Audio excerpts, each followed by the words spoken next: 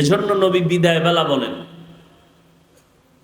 قال النبي صلى الله عليه وآله وسلم تركت فيكم أمرين لن تضلوا ما تمسكتم بهما كتاب الله وسنة رسوله। নবী চ্যালেঞ্জ দিলেন, ও উম্মতেরা, আমি বিদায় বেলা দুটো জিনিস তোমাদের মাঝে রেখে যাই। চ্যালেঞ্জ দিয়া গেলাম, যদি আঁকড়াইয়া ধরে রাখতে পারো তোমার জীবনেও দুনিয়ার হায়াতে ঈমান নষ্ট হবে না, লাইনচ্যুত হবা না, পথভ্রষ্ট হবা না। কয় জিনিস? এক নাম্বার, আল্লাহর কোরআন কিতাবটারে আঁকড়াইয়া ধর। দ্বিতীয় হলো আমি নবীজির রেখে যাওয়া সুন্নতের আঁকড়াইয়া ধরো। আল্লাহর কসম, ১৫০০ বছর পর এই জমিনের দিকে তাকায় দেখেন, আজও গোটা দুনিয়ার মধ্যে ইসলামের দুশ্মন কম না বেশি? আওয়াজ দেন, অনেক বেশি। কি? ইহুদিরা ইসলাম চায় না, খ্রিস্টান চায় না, বৌদ্ধরা এক কথায় কেউই চায় না, এমন কি নামদারি মুসলমানেরাও চায় না। বলে কোরআনের আওয়াজ বন্ধ করো, ঠিক না? ঈদ উল ফিতর গেল, ঈদের রাতে কি পরিমাণ গান বাজছে, ডেক সেট চালাইছে, কেউ একটা ডাক লয় নাই। কেউ বলে না এত আওয়াজ দিয়া কেন ডেক সেট চালাও, ঘরের বাচ্চাগুলো ভয়ে কান্না করে, বন্ধ করো, সাউন্ড কমাও। কিন্তু এমনও মুসলমান আছে যারা বলে কোরআনের আওয়াজে বাচ্চার কষ্ট হয়, তাড়াতাড়ি সাউন্ড কমাও। তাহলে বেঈমানরাও চায় ইসলাম ডুবে যাক, কোরআনের আলো বন্ধ হয়ে যাক। কিছু মুসলমান নামদারিরাও চায় এই জমিনের মধ্যে দ্বীনের আলো বন্ধ হয়ে যাক। এরা জানে নামাজ পড়া ফরজ, না পড়া কবিরা গুনাহ, এরপরও পড়ে না। এত সুন্দর এক রমজানুল মুবারক, মুসলমানের রুহের তাজা করার খাতিয়া রমজানের রোজা। শরীরটা তাজা রাখার জন্য আমরা ভাতের পরে ফল খাই, ভিটামিন খাই। রুহু আমাদের ভেতরে আছে, যেই রুহুটা না থাকলে সন্তান কাঁদবে, আব্বা নাই, এরে তোর আব্বার চেহারা হাত পা যেমন ছিল আগের মতো এখনো আছে। এটা আমার আব্বা না, আব্বার লাশ পড়ে আছে, আব্বা নেই। তো এতদিন তুই কারে আব্বা ডাকছো? এই খোলসটাকে আব্বা ডাকছো, আসল আব্বাকে তো চিনোই না। এখন দেহটা পড়ে আছে বলে আব্বা নাই, আব্বার লাশ পড়ে আছে। তাহলে তুমি আসল বাবাকে চিনো নাই। রুহু, এটার নাম রূহ, এটার নাম আত্মা, এটার নাম মন, এটার নাম কলব। আল্লাহ পাক এই রুহুটা দান করেছেন। এটা তাজা থাকলে পুরা দেহটা তাজা থাকবে। দুনিয়ার বডি তাজার জন্য বিভিন্ন খাদ্য আছে, তাও আল্লাহ বানাইছেন। ওই খানা নিয়ম ছাড়া খাইলে আবার দেহটা অসুস্থ হয়, জ্বর হয়, ঠান্ডা লাগে। আবার এই দেহটা চিকিৎসার জন্য বহু ডাক্তার আছে, এমবিবিএস, ফার্সিএস, এফসিপিএস ডাক্তার, আবার হোমিওপ্যাথিক আর এক লাইনের ডাক্তার, আবার কবিরাজি চিকিৎসা, ইউনানি চিকিৎসা, আয়ুর্বেদিক চিকিৎসা, সবগুলো দেহের চিকিৎসক। আমাদের দেহের থেকে আসল জিনিস রূহ, ওই রূহটাও আল্লাহ পাক বানাইছেন, এটারও খাদ্য আছে। ওই খানাও যদি খাও রূহ তাজা থাকবে, তবে নিয়ম ছাড়া খাইলে রূহটা দুর্বল হবে, অসুস্থ হবে। ওই রূহ অসুস্থ হলে দুনিয়াতে যতদিন থাকো রূহের চিকিৎসা করো, রূহের চিকিৎসা করো, তাহলে রূহ তাজা হবে। রূহের চিকিৎসার ডাক্তারও আছে বিভিন্ন রকম। কিয়ামত পর্যন্ত এই রূহের চিকিৎসার জন্য একদল ডাক্তার জমিনে থাকবে, তাদের নাম ওয়ারাসাতুল আম্বিয়া, নবীর ওয়ারিস, উলামায়ে আহলে হক। এদের একমাত্র কাজ হলো মানুষের রূহের চিকিৎসা করবে। ঔষধ কি? ঔষধ দুইটা, আল্লাহর কোরআন দিয়া সুন্নতের ঔষধ দিয়া রুহটারে তাজা রাখবে। রোজা রাখবেন, এটা রুহের ঔষধ। নামাজ পড়বেন, এটা রুহের ঔষধ। জিকির করবেন, রুহের ঔষধ। আল্লাহ কোরআনের মাধ্যমে দিলেন, ওয়ানুনাজ্জিলু মিনাল কুরআনি মা হুয়া শিফা ওয়ানুনাজ্জিলু মিনাল কুরআনি মা হুয়া শিফাউ ওয়া রাহমাতুল লিল মুমিনিন। আল্লাহ বলেন, আমি কোরআন থেকে অল্প অল্প বারবার অবতীর্ণ করেছি ওই জিনিস যেটা ঔষধ। আল্লাহ কোরআন থেকে বারবার অবতীর্ণ করছেন ঔষধ। এরে নবীরা আশেক, এই রুহের চিকিৎসার জন্য আজ ওলামায়ে কেরাম দারে দারে গৌরেন দৌড়ান, তাবলিগলাদের মেহনত রুহের চিকিৎসা, পীর সাহেবদের মেহনত রুহের চিকিৎসা। এই ওয়াজ মাহফিলের আয়োজন হলো রুহের চিকিৎসা। রমাজানুল মুবারক রুহের চিকিৎসা। কিন্তু এই রমাজান চলে গেল, কত আল্লাহর বান্দা আছে এখানেও বসা আছে, রোজা পাইছে, রমাজানে রোজা রাখে নাই। কিছু কিছু কুলাঙ্গারেরা বলছে, রোজা রাখবো কেন, ভাতের টান আছে আমার ঘরে। আমরা কি ভাতের অভাবে রোজা রাখছি? আমরা রোজা রেখেছি আল্লাহর সান্নিধ্য অর্জন করার জন্য। রোজার মাধ্যমে তাকওয়া অর্জন হবে। ইয়া আইয়ুহাল্লাযীনা আমানু কুতিবা আলাইকুমুস সিয়াম কামা কুতিবা আলাল্লাযীনা মিন ক্বাবলিকুম লাআল্লাকুম তাত্তাকুন। তাকওয়া অর্জন করার জন্য আল্লাহ রোজা দিছেন। রোজা, তাকওয়ার দাম কত? কয় তাকওয়ার যে অর্জন করবে সে দুনিয়াতেও বাদশা, পরকালে বিনা হিসাবে জান্নাত। যাদের মধ্যে আল্লাহর ভয় আছে, তাকওয়া আছে, বেঈমানরা যত বিরোধিতা করুক সামনে আসলেই দোয়া চায়, দোয়া। ডাকাত ও সামনে দাঁড়াইলে দোয়া চায়। তাহলে তাকওয়াওয়ালা চতুর্মুখী দুশ্মনের মাঝে আজ যারা আল্লাহর কোরআন রসুলের সুন্নতের আদর্শ নিয়ে এখনো আছে, এত দুশ্মনের মাঝেও তাদের সম্মান কমে নাই। কমছে? পৃথিবীটারে একেবারে অন্ধকার বানায় দিল করোনা। পুরা জমিনটা একেবারে থেমে গেল। প্রত্যেকের চলার গতি বন্ধ হয়ে গেল। চাকরি বন্ধ, ব্যবসা বন্ধ, দোকান বন্ধ, রাস্তা বন্ধ, ট্রেন বন্ধ, প্লেন বন্ধ, সব বন্ধ, ফ্যাক্টরি বন্ধ, সব। কিন্তু আমার আল্লাহর কোরআনের মাদ্রাসা বন্ধ হয় নাই। কোন হুজুরেরা না খাইয়া রাস্তায় গিয়া বলে নাই, মেয়ে ছেলে নিয়ে কষ্ট পাইতেছি, ভিক্ষা দাও। বলছে? থাকলে দুই একজনের প্রমাণ দেন। বলছে? তো কেন আপনারা বলেন হুজুরেরা ভিক্ষা করে খায়? হুজুরেরা ভিক্ষা করে না, মানুষ কলিজা দিয়া মোহাব্বত করে দান করে, না নিলে কষ্ট পায়।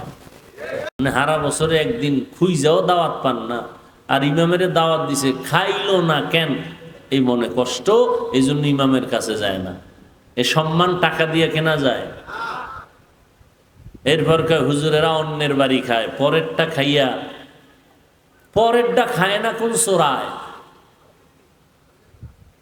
কি আপনি দোকান দিছেন, চায়ের দোকান, আপনি পানি মিশাইয়া চিনি লাগাইয়া দুধ দিয়া বেচেন, বিনিময়ে টাকা পাইতেছেন। তার একজনেরটা খাইতেছেন না, পকেটের টাকা। তা আপনি চা দিয়া টাকা নিতেছেন। কেউ কাপড় বিক্রি করে টাকা নেয়। ওলামায়ে কেরাম আল্লাহর দ্বীন মানুষকে দিয়া মানুষের হাদিয়া খায়। আপনি খান জোর কইরা, ওলামায়ে কেরাম জোর করে খায় না। ওলামায়ে কেরাম একদিকে মানুষের পেছনে কুত্তার মতো মেহনত করে, গাধার মতো মেহনত করে, বিনিময় কিচ্ছু পায় না। কত দেন? একজন ইমামের মাসে দেন কত? 5,000, 10,000, কি 6 মাস বাকি, ঠিক নেই? আর যারা সরকারের গোলাম চাকরি করেন 20,000, 22,000, 40,000 বেতন পাইয়া আবার আন্দোলন করে, বেতনের স্কেল বাড়াও, না হয় গদিতে লাল বাতি জ্বালায় দেব। তো ইমামের বেতন মাত্র 6-7,000, 6 মাস বাকি। ইমাম কি জুমায় কইছে কমিটি বেতন বাড়াও আর এই বাকি বেতন দাও, এবং মাসের 1 তারিখ বেতন না দিলে আজকের আসর থেকে সূরা উল্টা পড়ব? কি বরং বেতন বাকি, কোনো কষ্ট নাই, কমিটিরে কোনো গালি দেয় নাই, গভীর রাতে আল্লাহর কাছে কান্না করেছে, হে মালিক আমার এই অল্প টাকার মধ্যে তুমি বরকত বাড়ায়া দাও। ঠিক নেই? যখন হাত উঁচু করে দোয়া করেছে, নিজের জন্য একবারও দোয়া করে নাই, গোষ্ঠী শুদ্ধ এলাকার সবার জন্য দোয়া করে, আল্লাহ কবরওয়ালাদের জান্নাত দাও, ব্যবসায়ীদের ব্যবসায় বরকত দাও, চাকরিজীবীর চাকরিতে বরকত দাও, হসপিটালের অসুস্থ রোগী সুস্থ বানাও, সন্তানগুলো নেককার বানাও, মা বোনদের সুস্থ রাখো, সম্মান দান করো। সব দোয়া করলো আপনাদের জন্য। এরপরও হুজুর খারাপ। হ্যাঁ, এরে নবীর আশিক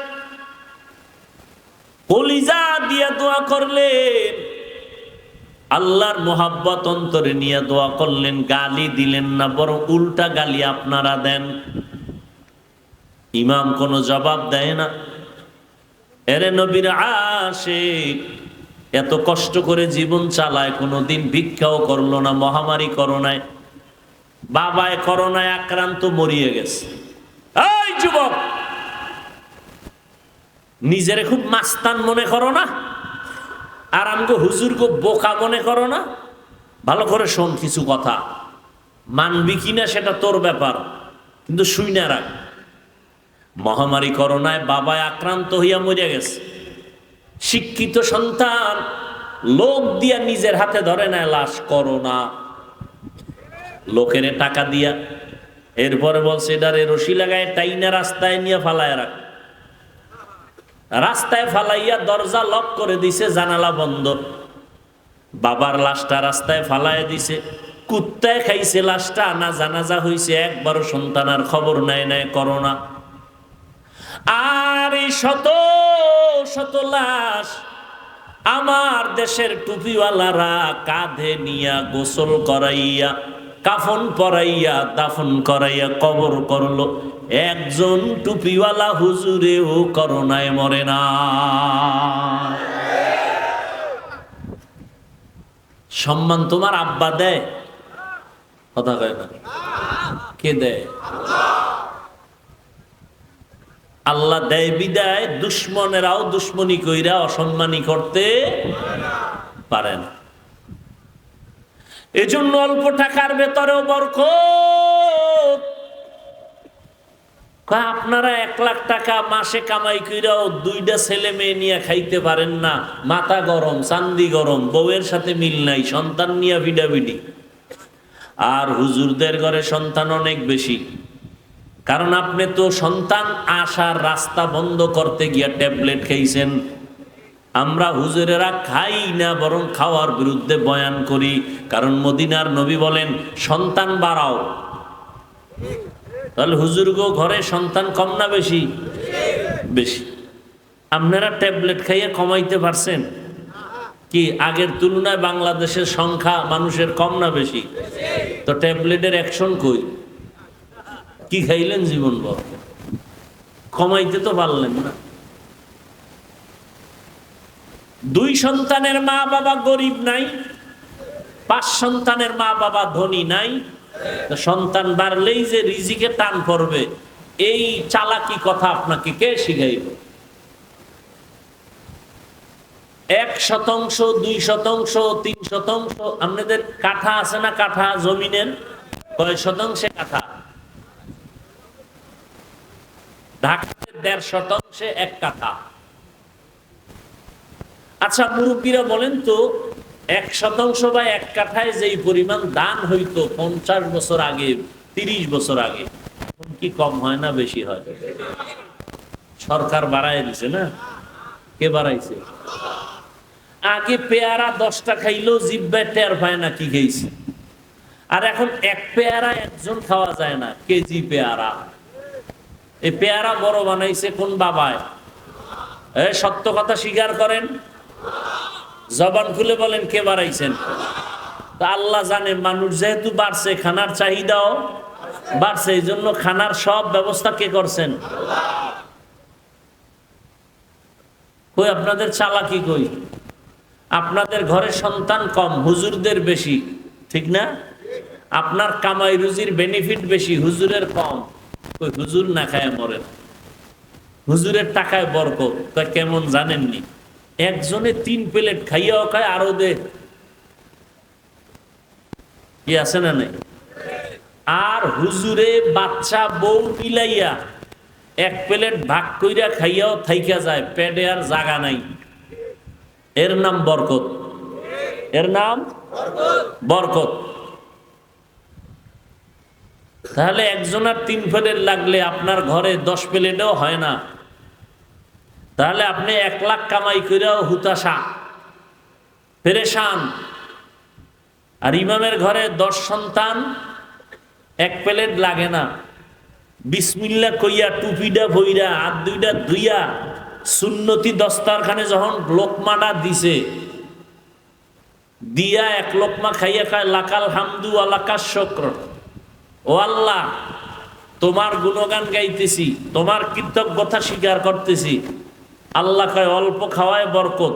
মানুষ 3 প্লেট খাইয়াও পেট ভরে না, তুই 1 প্লেটের অর্ধেক খাইলেই পেট ভরে যাবে। এ বরকত কে দেয়? আল্লাহ দেয়। এই বরকত এখনো আছে না নেই? আচ্ছা দেখেন তো, রমাজানে নগদ একটা প্রমাণ। রমাজানে ইফতারি টাইম বাকি আর আধা ঘন্টা, পেটে ক্ষুধা আছে না নাই? পানির পিপাসা আছে না নাই? 10 জনে একত্রে ইফতারি করবে, খানা 10টা প্লেটে রেডি, শরবত রেডি, বুট পেঁয়াজু মুড়ি রেডি, আরো আরো অনেক কিছু। কিন্তু পেটের ক্ষুধাটা এত বেশি ছিল, মনে মনে এইরকম ধারণা ছিল, উফ কি দিছে, তো আমার একার দরকার। কি মনে মনে কয়, 2 জন যদি কইতো যে আমি আর এক জায়গায় যাই, তার 2 প্লেট আমি পাইতাম, ঠিক নেই? কি পরিমাণ ক্ষুধা বুঝেন? আল্লাহর কুদরতটা দেখেন তো, বরকত কি জিনিস। আজান দিছে, বিসমিল্লাহ কইয়া শরবতের গ্লাসটা টান দিছে, দেওয়া মাত্রই ক্ষুধা নেই, নিজের প্লেটের খানা খাইতে পারতেছে না। এর নাম বরকত। ইয়া ইলাহি तू मेरा माबूद है, या इलाही तू मेरा माशूक है।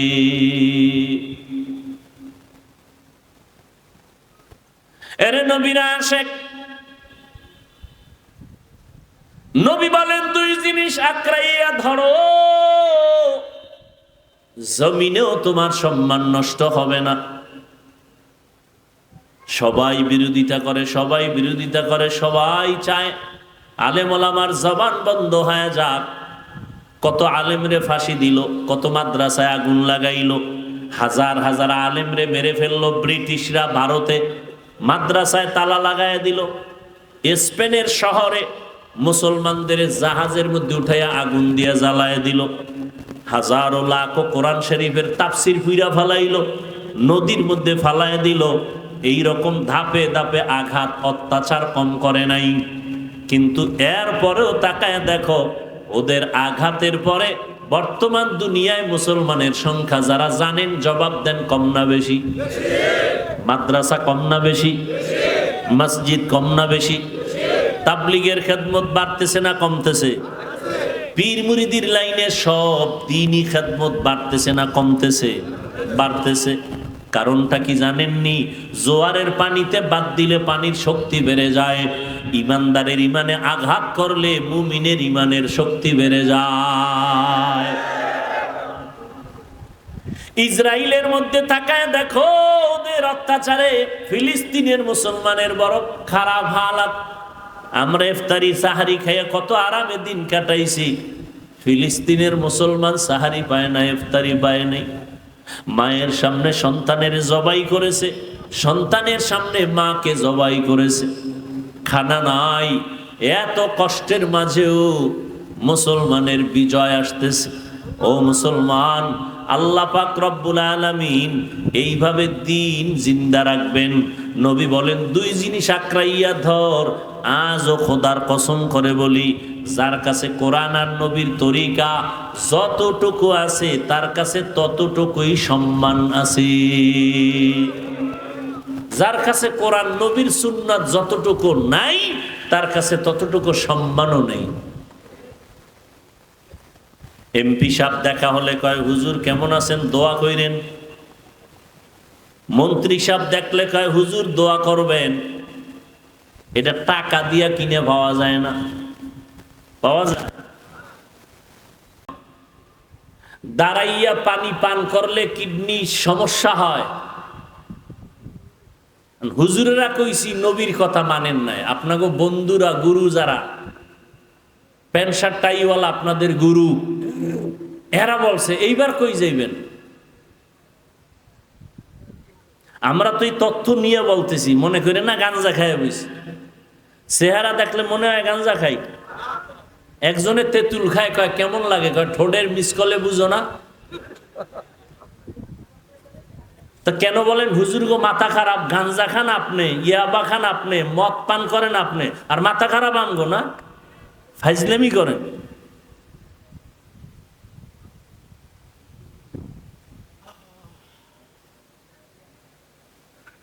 আল্লাহ হেদায়েত দান করুন। ওয়ামা খালাকতুল জিন্না ওয়াল ইনসা ইল্লা লিয়াবুদুন। আল্লাহ বলেন, ইবাদতের জন্য আমি মানুষ বানাইলাম। ইবাদত নবীর তরিকায় হতে হবে। খানা খাইবেন ইবাদত, ঘুমাইবেন ইবাদত।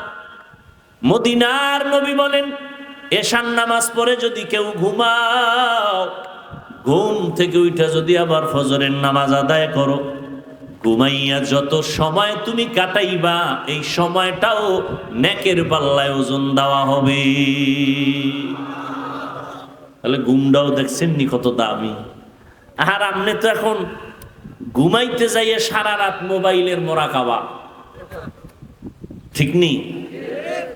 স্ত্রীর হক আদায় না পারলেও টেনশন নাই, মোবাইলের হক যথাযথ আদায় হচ্ছে সারা রাত। কবিরা গুনাহ, কবিরা গুনাহ, কবিরা গুনাহ।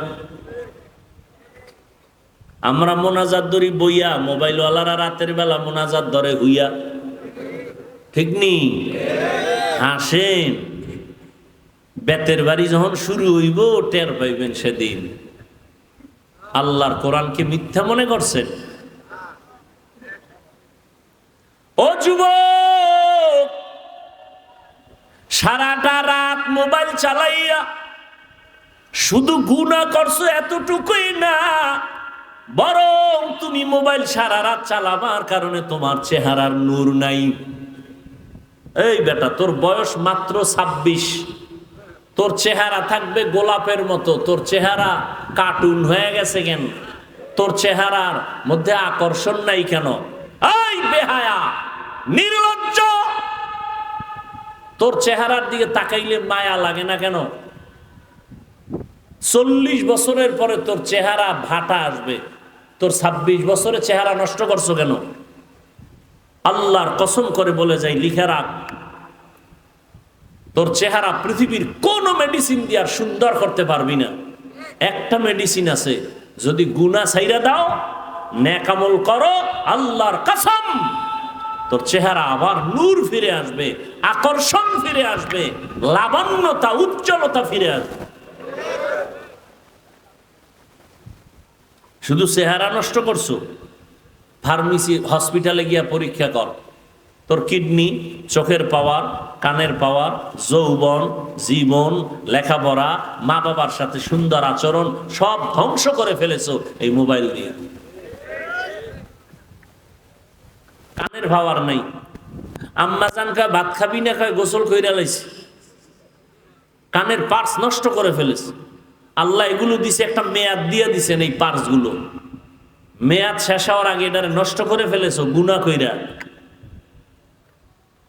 সারা রাত দরজা বন্ধ জানালা বন্ধ গুনাহ করো, তবে ভয় রাখিস কোন সময় রাতের গভীরে গজব পড়ে ঘরের মধ্যে, তোর গুনার কারণে গজব আসলে তুই একা ধ্বংস হবি না, পুরা ঘর বাড়ি আগুন লেগে শেষ হয়ে যাবে। তোর এক পাপির কারণে সবাই কষ্ট পাবে। এই শিশু বাচ্চার কোনো অন্যায় হয় তো ওর অসুস্থতা কেন, ওর পাও ভাঙ্গে কেন? বাবার অপরাধ, মায়ের অপরাধ, ভাই বোনের অপরাধের কারণে বাচ্চা কষ্ট পায়।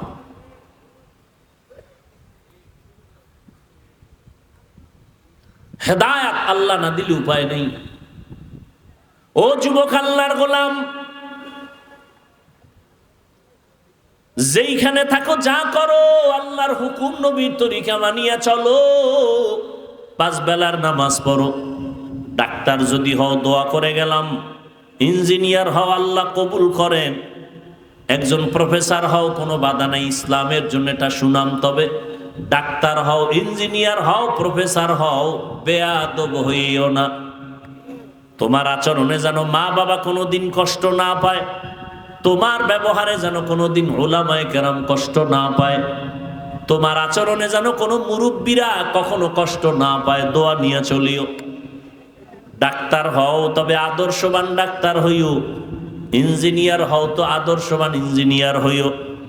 তবে তুমি প্রশ্ন করতে পারো, হাফিজ ভাই কোথায় আদর্শ পাবো? যেখানে যাই সেখানে তো আদর্শ জবাই করা হয়। জমিনে একমাত্র নিরেট নির্ভেজাল আদর্শ সঠিক যদি পাও, মদিনাওয়ালার আদর্শ হলো সঠিক আদর্শ। ওই আদর্শটা গ্রহণ করো। আর এই বিষয় আদর্শ খুঁজতে গেলে আম্মাজানের কাছে যাইও, তোমার কলিজার মা। ইমাম গজালি বিশ্ববরেণ্য দার্শনিক, বড় বুজুর্গ, বড় আল্লাহওয়ালা, বড় আলেম, তিনি বলেন প্রত্যেকটা সন্তানের জন্য প্রাথমিক শিক্ষিকা হলো তার মা। ও পর্দার আড়ালের আম্মা জানেরা, এই দুনিয়াতে যত ভালো ভালো সন্তান আছে সব হলো আপনাদের অবদানের কারণে। এসপি সাহেবের ব্যবহার ভালো, ডিসি সাহেবের ব্যবহার ভালো, চেয়ারম্যানের ব্যবহার ভালো, মাওলানা সাহেবের ব্যবহার ভালো, এগুলো তার ব্যক্তিগত কোনো বাহাদুরি না, সব হলো মায়ের অবদান। মায়ের ব্যবহার আর আদর্শ ভালো হওয়ার কারণে সন্তান ভালো হয়। এরে আম্মা জান, আপনার সন্তানটাকে ডাক্তার বানাবেন, তবে আদর্শবান ডাক্তার বানায়া যান। আপনার অবদানের কারণে সন্তান ভালো হবে, আপনার আখলাকের কারণে সন্তানের চরিত্র ভালো হবে। আজকে এখানে প্রায় 15 জন ছাত্রর মাথায় পাগড়ি দিলাম, এরা কোরআনের হাফেজ হয়েছে। আজকে খবর নিয়ে দেখেন তার মা বাবার কলিজা কত ধন্য, তারা কত আনন্দিত যে তার সন্তানটা হাফেজ হয়ে গেছে। ওরে সন্তানের মা বাবা, মনটা কি চায় না আপনি একজন আলেম হাফেজের মা হয়ে কবরে যাবেন? আপনি আলেম বানাইতে পারলে ভালো, না বানাইলে আপনি গুনাহ হবে না। তবে সন্তানটাকে আপনি আদর্শ একজন মানুষ বানায় যান। ডাক্তার বানাবেন, আল্লাহর কোরআন পড়ায় সুন্নাত অনুযায়ী সন্তানটাকে যদি ডাক্তার বানায় যেতে পারেন, ওই সন্তান ডাক্তারি করবে, আবার কোরআন পড়িয়া মা বাবার জন্য ফাঁকে ফাঁকে দোয়া করবে, নামাজ পড়বে। দুনিয়ায় আপনার সুনাম ঠিক থাকবে, আখিরাতেও নাজাতের জরিয়া হয়ে যাবে। আজকে থেকে তওবা করেন, আল্লাহ তো তওবার দরজা খুলে রাখছেন। ও যুবক বাবারা, তওবা করো, মনেরে বুঝাও। তোমার মতো আমার মতো কত যুবক স্কুল কলেজে পড়িয়াও নামাজ ছাড়ে না, তুমি আমি পারবো না কেন? আজকে থেকে তওবা করো আর মনে মনে বলো, আল্লাহ বুঝি তোমার আমার গুনার কারণে বেজার হয়ে গেছেন, এ কারণে তোমার চোখে পানি নাই, তওবার নিয়ত আসে না। মনেরে বুঝাইয়া রেডি হয়ে যাও, মনে মনে আল্লাহকে ডাকো, হে আল্লাহ, জীবনটা গুনায় কাটায় দিলাম, আমার গুনার খবর আমার মা বাবায় যদি জানতো, কেউ আমারে সম্মানের নজরে দেখতো না। আয় আল্লাহ, আপনি আমার গুনার খবর ভালো করে জানেন। গুনার কারণে আমার হাত না পাক, আমার চোখ না পাক, জিহ্বা না পাক, অন্তর না পাক। আয় আল্লাহ, এই গুনাহ নিয়ে যদি আমি মরণের বিছানায় যাই, আল্লাহর কোরআন সত্য, নবীর কথা সত্য, নেক আমলওয়ালাদের জন্য জান্নাত, গুনাহগারের জন্য জাহান্নাম। আজকে সারা দুনিয়ার মানুষ, বিশেষ করে আমার বাংলাদেশের মানুষ, রৌদ্রের তাপে পাগলের মতো হয়ে গেছে, এতটা সূর্যের গরম বেড়ে গেছে, আরো নাকি বাড়বে, মানুষগুলো বেকারার হয়ে যাইতেছে, বুড়া মানুষগুলো কষ্ট পায়, ঘরের মা বোনেরা কত কষ্ট, এসির বাতাসটা পর্যন্ত এখন ঠান্ডা নাই বললে চলে। আরো যদি গরমের মাত্রা বেড়ে যায়, না জানি কি উপায় হবে। সেদিন এক আল্লাহর বান্দা বলেন, উত্তরবঙ্গে এত পরিমাণ গরমের তাপ, রাস্তার যে পেজগুলো ডালাই দেওয়া সব গইলে গেছে, গাড়ি চলে চাক্কার সাথে ওই পেজগুলো লেগে যায়। এত গরম রে বাবা, যারা গুনাহ নিয়ে কবরে যাবে আল্লাহ পাক রব্বুল আলামিন তাদের সূর্যের গরমের মধ্যে ফালায় দিবে। এই সূর্যটা মাথার উপরে নেমে আসবে। সূর্যটা এখন 9,30,00,000 মাইল উপরে দূরের থেকে তাপ দেয়। কিয়ামতের ময়দানে মাথার উপরে যখন চলে আসবে, বলো বাবা তখন কি উপায় হবে? সূর্যের গরমে মাথার মগজগুলো টাস টাস করে ফুটে যাবে। ও আল্লাহর গোলাম, সূর্যের গরমে জমিনটা তামা হয়ে যাবে, অপরদিকে জাহান্নামের আগুনের গরম। নবীরা পর্যন্ত যাদের গুনাহ নাই কান্নায় বেকারার হয়ে যাবে। ও যুবক বাবারা, আল্লাহর কোরআনটা যদি মিথ্যা মনে করো প্রমাণ দাও, একটা ভুল বের করে দাও, এখন দাড়ি ফালায় দিব, নামাজ বন্ধ করে দিব, কোরআনগুলো জ্বালায় দিব। আর যদি বলো না কেউ পারে না, আমরাও পারবো না, তো পায়ে দইরা বললাম তওবা করো, ফিরে আসো। কোন দিন মরণ হবে জানা নাই। এমন একটা দিন নাই যে বাসের নিচে যুবকের লাশ নাই, পানির নিচে যুবকের লাশ, ঘুমের বিছানায় যুবকের লাশ। দিন দিন যুবকের মরণের খবর। ও বাবারা, কয়দিন আর দুনিয়াতে বাহাদুরি করবা, বাঁচবা? এখন থেকে তওবা করে নাও। মরিয়া গেল আর নামাজ ছাড়বা না, মা বাবারে আর কষ্ট দিবা না, ওলামায়ে কেরামের পরামর্শ নিয়া নবীর তরিকা মানিয়া চলবা, মুরব্বীদের দোয়া নিয়া চলবা, খারাপ ব্যবহার করবা না। আল্লাহর কাছে মনে মনে বলো আর ডাকো, হে মালিক, আপনার হায়াতের মালিক, আপনি রিজিকের মালিক, আপনি ইজ্জতের মালিক। ও আল্লাহ, জীবন ভর কত অন্যায় করেছি, আপনি রাগ করিয়া পানিও বন্ধ করেন নাই, আপনি বাতাস বন্ধ করেন নাই, বেইজ্জতির লানতের মালা গলায় দেন নাই। আজকে ভুল বুঝতে পেরেছি, আর কোনোদিন অপরাধের কাছে যাব না। নামাজ কত ছাড়লাম, আজকে থেকে ছাড়বো না। বেপরদায় চললাম, আজকে থেকে আর চলবো না। মা বাবার দোয়া নিয়া চলবো, ওলামায়ে কেরামের পরামর্শ নিয়া নবীজির তরিকা মেনে চলবো।